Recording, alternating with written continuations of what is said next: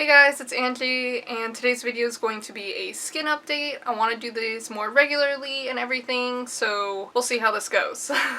Just so you guys know, this is completely bare face. That's why my brows look unruly, especially this one. I don't know why, but yeah. I've been getting a lot of positive feedback about my skin lately, and I just wanted to thank you guys for noticing and being so sweet and so kind to me about it. It really makes me feel good when people notice that things are looking better for you, so thank you so much. I'm gonna go over how my skin's been doing the last few months, and then I will talk about the products that I've been using. So the last skincare video that I remember doing was the Banished one back in July, I believe. And I did the derma roller demo and review type of thing. After that, my skin was doing pretty good, but after I went to Texas, oh god, it took a turn for the worst. I don't know what the hell happened to my skin. I don't know if it was the climate change, because where I live now in the DMV, it's pretty humid. Literally, no matter how well I straightened my hair, if I walk outside, my hair starts to frizz up. Like, that's how humid it gets here. And when we went to Texas, it was like that dry heat. So I don't know if that was a contributing factor, or the fact that I had been surrounded by dogs for 2 weeks straight. My friend has 2 dogs, her sister has a couple dogs, and my husband's friend that we decided to house sit for had a dog. At both houses, there was dander and hair everywhere, so I don't know if that was part of it or not, but my skin was just very textured, very bumpy. Anytime I wore makeup, I made sure to take all of it off. I try to keep up my skin routine at both places. Whether or not that worked, who knows? I even did sheet masks while I was over in Texas, so I don't know if that helped or hurt me.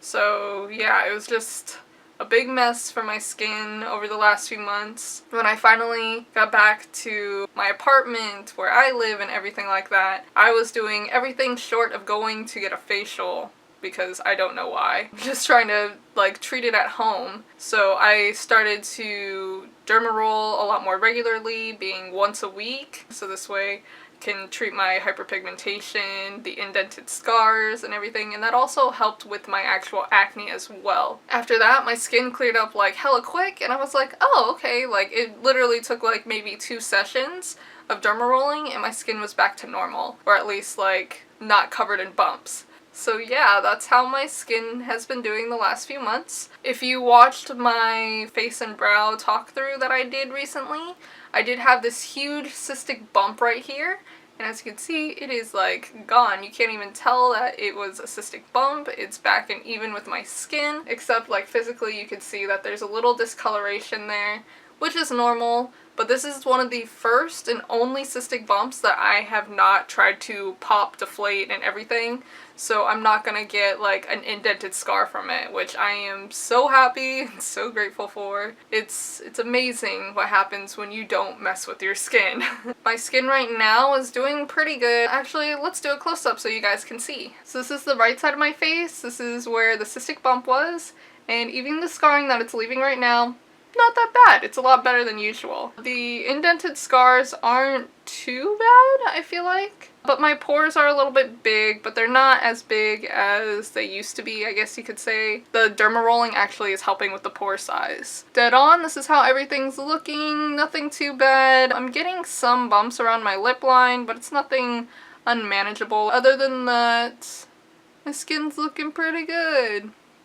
And here's the left side. I just have this bump right here, this guy right here, and that's really it as far as like active acne. I have a little bit along my jawline, but nothing unmanageable. Also, I have this one right here, which is really, really weird. I've never had one this low and this big before on my neck. It isn't as bad as it was like when I did the makeup video. So it's going down right now, but it feels huge. And then lastly, we have my forehead.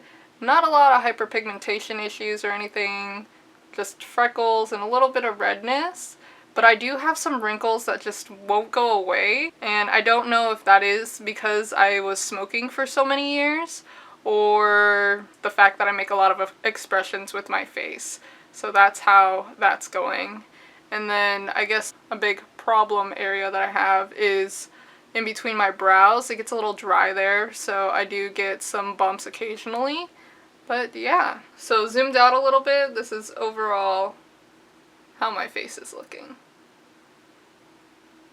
Now as far as products go, it has changed, well, a lot of it since March, and I didn't really touch on it too much in the Banished video. I'm going to try to go quickly through all my products to share what I've been using. There's one that, if anything, you should pick up if you do have acne, especially cystic acne. But yeah, we'll get to it. So as far as makeup removal goes, I do use 2 products. You don't need to use 2 products, just for me, it seems to work a little better. I use the Garnier Micellar Cleansing Water. This is the original formula. They also have a waterproof one, but it doesn't seem to make a difference to me. I use this one mainly on my eyes and brows, because if I go in with my other cleanser there, this is the Banilico Clean It Zero Radiance Cleansing Balm. It leaves like a film and a fog over my eyes, and I hate that feeling. I don't like not being able to see. Even though this works really well on mascara, it's so uncomfortable on my eyes, so I use this one for my face and neck, and then this one for my eyes. To me, they work really well. They remove all my makeup pretty well.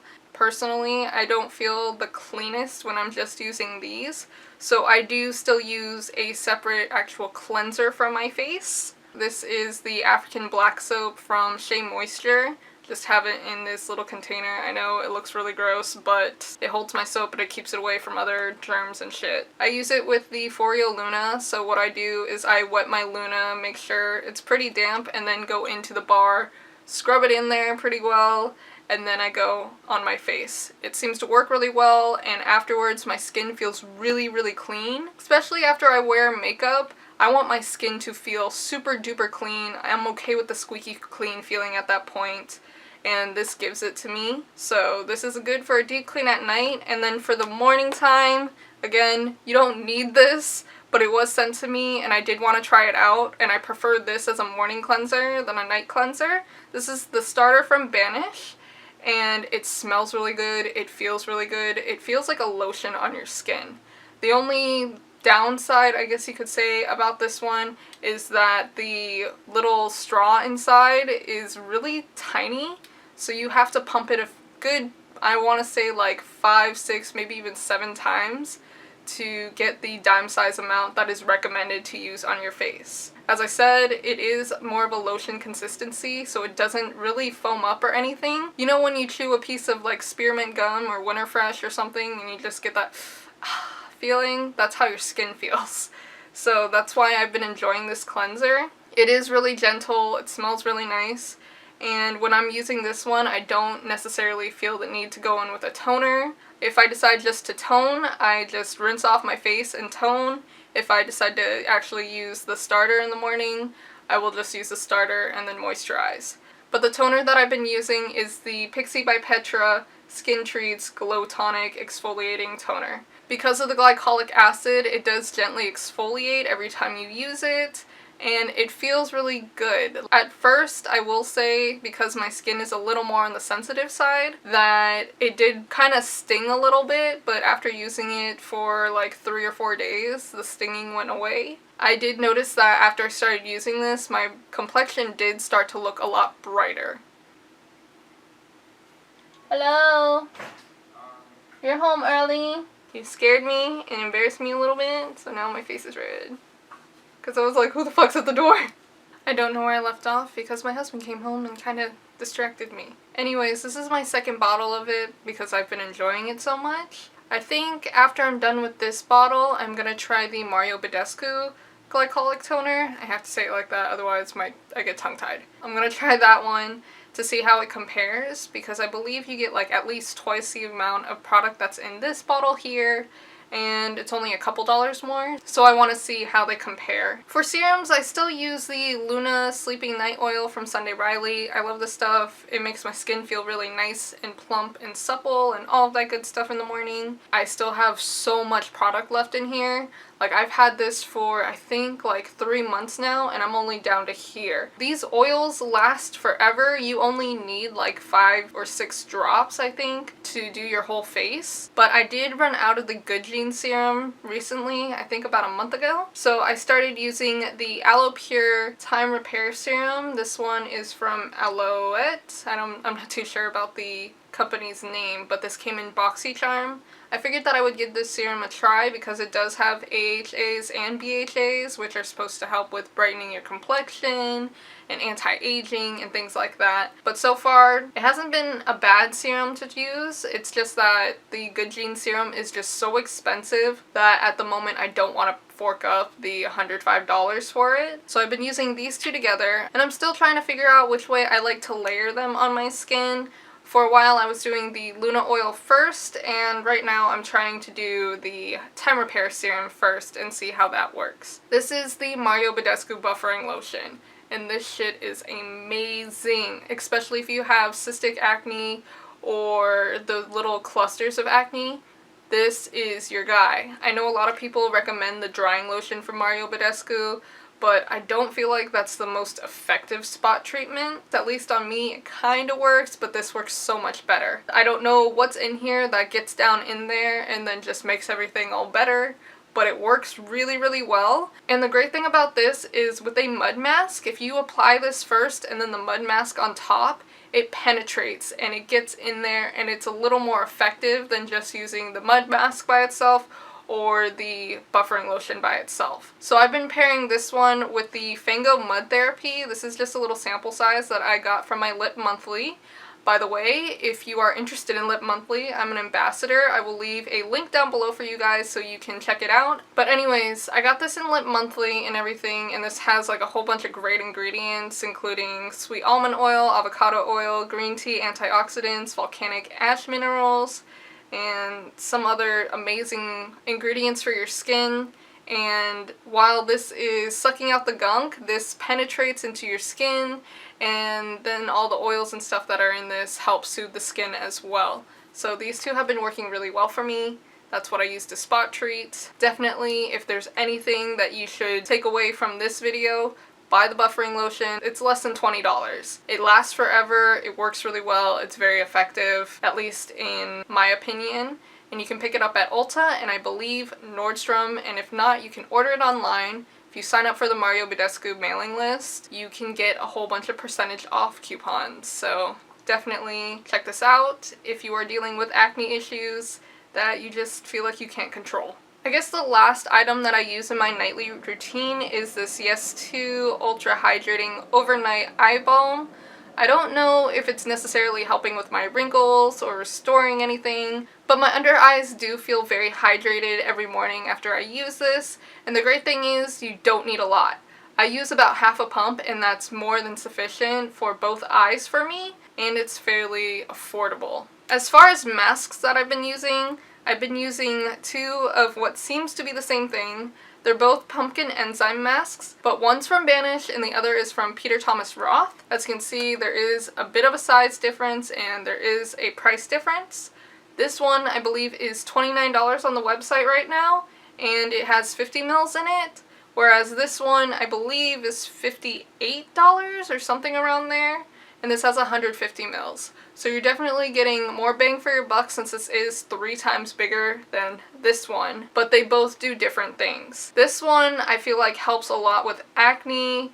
It has a gentle exfoliation to it. You just leave it on your skin, let it dry, and then rinse it off. This is what I use every time I derma roll. I feel like my skin feels a lot softer and it's easier to roll on top of it when I use this one. For me personally, I use this one in between treatments a little bit after I know my skin has healed a little bit after derma rolling, because this has little microbeads in it and it physically exfoliates. I'll reach for this one when I feel like I have dry patches all over my face just to get those off, and this seems to work really well for that. I like them both. I think I like this one a little bit more. Just the price tag on it can be a little difficult to deal with, but a little goes a long way with this one. This will last you forever, and these are good for 18 months. So You have a while to get through it before it goes bad. Just I prefer the pumpkin enzyme mask from Banish over the Peter Thomas Roth one. Last product that I've been using on a daily basis, this is my daytime moisturizer, which is a little weird because it is an oil, but it does work really well for my skin. This has helped with the texture immensely, and this is the Korres Wild Rose Vitamin C Active Brightening Oil. And every morning I use this after I cleanse my face or tone my face. And my skin just feels so smooth and so soft afterwards that I don't feel the need to use a lotion moisturizer anymore. If I know I'm going to be out in the sun, of course I use an SPF or a BB cream that has an SPF in it because it is an oil. But this has been so good to me and it has helped so much. But that is how my skin's been doing and everything that I've been using. I hope that you guys found this video very helpful and maybe found a couple products that you want to try out. Especially the buffering lotion from Badescu. I highly, highly, highly recommend it. I feel like it's the most effective if you are acne prone or if you do have like cystic acne and things like that like I do. So yeah, that'll do it for this video, guys. Thank you so much for watching. Follow me on my other social media, Snapchat, Twitter, and Instagram, all at jehbuu the same way it's spelled here. And I will see you in my next video. Bye!